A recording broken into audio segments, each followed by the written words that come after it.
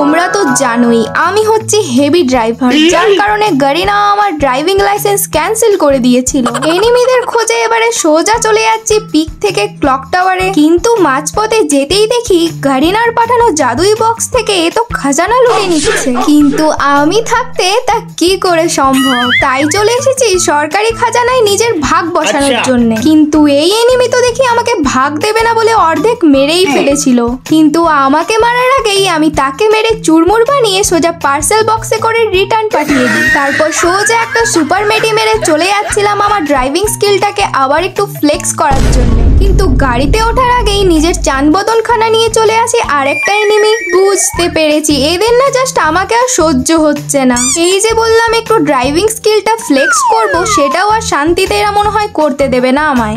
এখন না হয় সেসব কথা থাক, এবারে চলে যাবো সোজা ক্লক টাওয়ারে। কিন্তু এখন তো মনে হচ্ছে নিজের ড্রাইভিং স্কিল দেখে নিজেই ফিদা হয়ে যাব, কিন্তু এখানে যে লেভেলের এনিমি, ডানে বামে যেদিকে তাকাবে সেখানেই শুধু এনিমি আর এনিমি। ভাই রে ভাই, তোর ড্রাইভিং তোকে দেখে তো সাল্লু ভাই নিজেও লজ্জা পেয়ে যাবে।